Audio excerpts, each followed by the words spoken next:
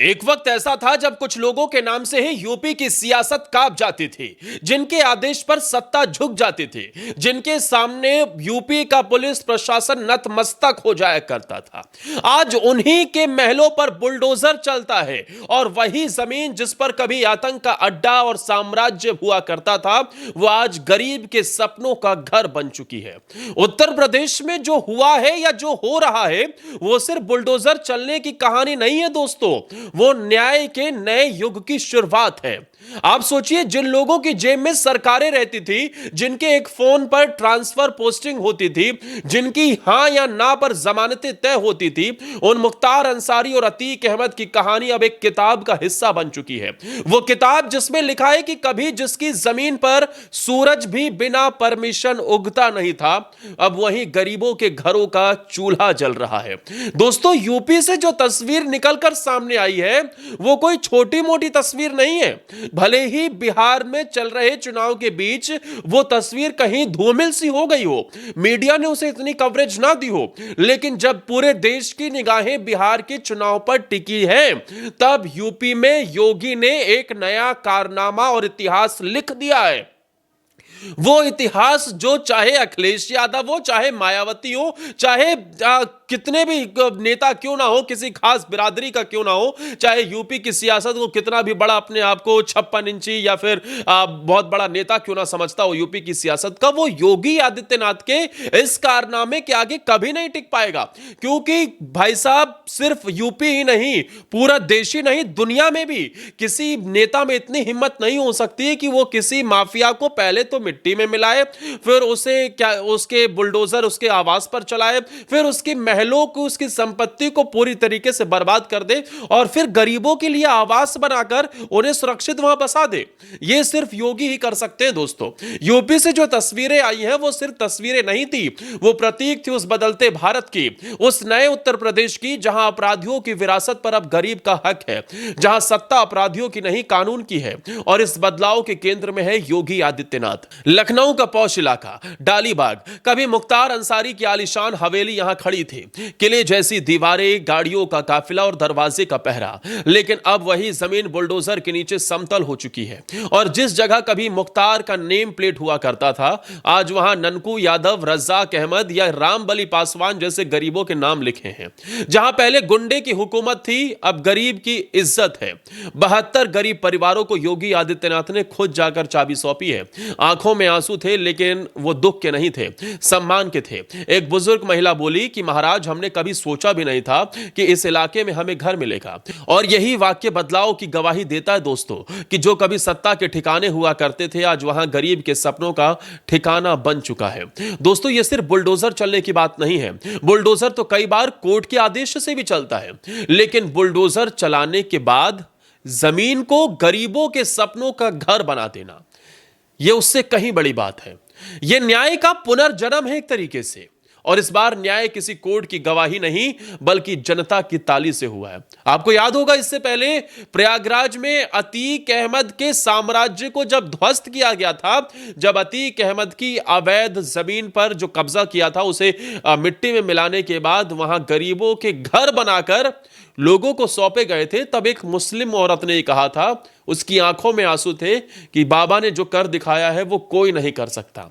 दोस्तों, एक तरफ लोग वोट बैंक की सियासत के लिए तुष्टीकरण की सियासत करते हैं, चाहे अखिलेश यादव हो, चाहे मायावती हो, चाहे कोई सा भी तुर्रम खा नेता यूपी में दूसरा कोई क्यों ना हो, सबको चाहिए फिर जात के नाम पर बांटो और वोट ले लो, चाहे मुसलमानों को भड़काओ योगी आदित्यनाथ के खिलाफ और बीजेपी के खिलाफ। लेकिन योगी ने जब गरीबों को मकान दिए, जब उन्हें वहां पर बसाया, तो यह पूछा नहीं कि आप रज्जाक अहमद हो, रामबली पासवान हो या फिर ननकू यादव हो, हर वर्ग को घर दिए। और यही दोस्तों, अतीक अहमद के बाद अब यह मॉडल मुख्तार के साथ भी हुआ है। मुख्तार की वो जमीन जिससे उसने गरीबों से हड़पी थी, जिसे उसने अवैध तरीके से कब्जा की थी, उस मकान पर पहले तो समतलीकरण हुआ, और फिर जब मिट्टी बराबर हुई तो उसके बाद वहां घर बनाया गया, उस घर की चाबी गरीब लोगों को सौंप दी गई। यही फर्क है दोस्तों। पहले सरकारें माफियाओं से डरा करती थी, आज माफिया सरकार से डरता है। पहले सत्ता उनकी जेब में थी, आज वो सत्ता के पंजे में है।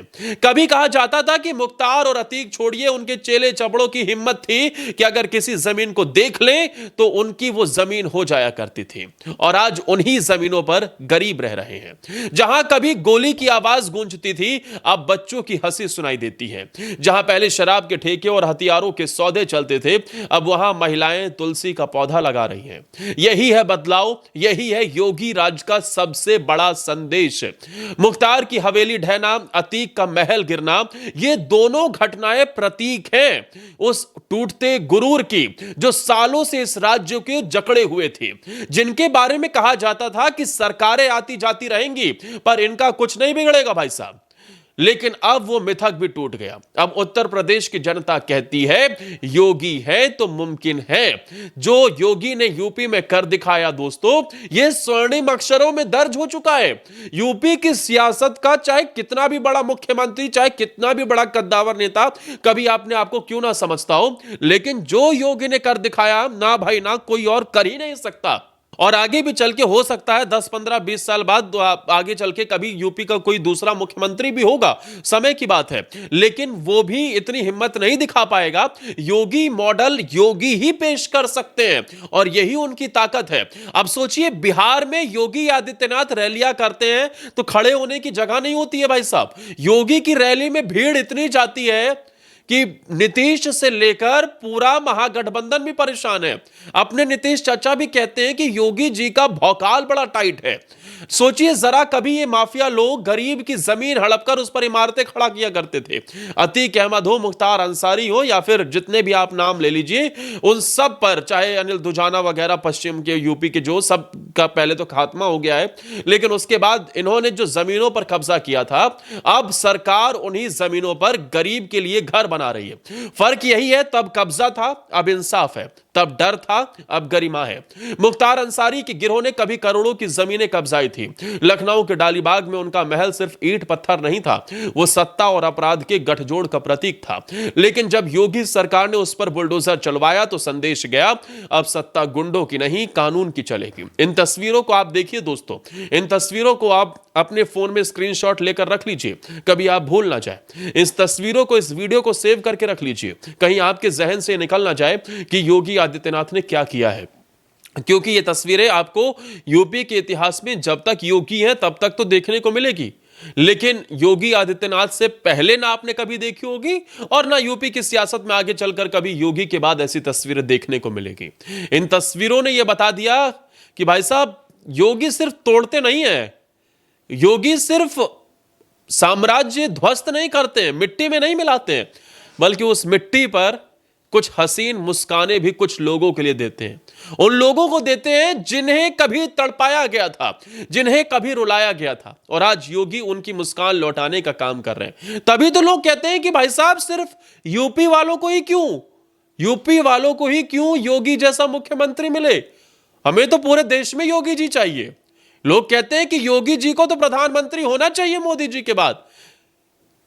अब भाई, असम से लेकर बाकी राज्यों में भी जिसकी भी बात हो, चाहे पश्चिम बंगाल की बात हो, केरल की बात हो, या फिर तमिलनाडु की बात हो, पूरा भारत कहता है कि हमें योगी जी जैसा प्रधानमंत्री अब चाहिए, योगी जी ही हमें प्रधानमंत्री चाहिए। और उसके पीछे का कारण स्पष्ट है कि योगी जी की अपराधियों के प्रति जीरो टॉलरेंस की नीति है। योगी जी साफ कहते हैं कि भैया पीओके चाहिए तो चाहिए, और उसके लिए कुछ भी करना पड़े, पाकिस्तान को भले ही एक रॉकेट से उड़ा देना क्यों ना पड़े, लेकिन चाहिए तो चाहिए। योगी आदित्यनाथ ने गरीबों के लिए घर बनाए हैं। अटल आवास की ये तस्वीर आप देखिए, जो लोगों को 72 घरों की चाबियां सौंपी गई हैं, ये उन लोगों को घर सौंपे गए हैं और योगी आदित्यनाथ की सरकारों ने ये घर बनाकर सौंपे। देखिए जरा कितने खूबसूरत ये आवास हैं। अब लोग ये फ्लैटों में रहेंगे, जो कभी अपनी जमीन इन माफियाओं के आगे इन्हें सौंप चुके थे, इनके आगे वो मिन्नतें मांग रहे थे, रो रहे थे, आज वो उस जमीन पर बसे भी हैं अपने फ्लैट में बसे हैं और यही योगी जी की ताकत है, क्योंकि जहां कभी अमीर का आतंक था वहां गरीब की मुस्कान है। मुख्यमंत्री योगी ने जब इन गरीब परिवारों को चाबी सौंपी तो वो सिर्फ एक प्रतीकात्मक कार्यक्रम नहीं था दोस्तों, वो एक घोषणा थी कि अब उत्तर प्रदेश में जो करेगा वही भरेगा। जो छीनता था अब उसकी जमीन छीनी जाएगी, जो डराता था अब वही डर के साए में जिंदगी गुजार देगा। या तो यूपी में रहिए, जेल में रहिए, नहीं तो यूपी छोड़कर चले जाइए, नहीं तो क्या हाल होगा यमराज अगले चौराहे पर इंतजार कर रहा होता है। आप याद कीजिए, कभी कहा जाता था कि अतीक के नाम से इलाहाबाद में बच्चे रोना बंद कर देते थे। अब वही अतीक का नाम सुनकर लोग कहते हैं वो तो गया। यही बदलाव है। लोग पूछते हैं कि बुलडोजर का क्या मतलब है, तो सुनिए, बुलडोजर अब सिर्फ मशीन नहीं रहा, वो जनता का विश्वास बन गया है।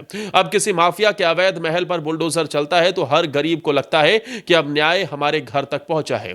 कभी मुख्यमंत्री का काम सिर्फ घोषणाएं करना होता था, अब मुख्यमंत्री खुद गरीब के दरवाजे तक पहुंचते हैं, खुद कहते हैं ये रहा तुम्हारा हक।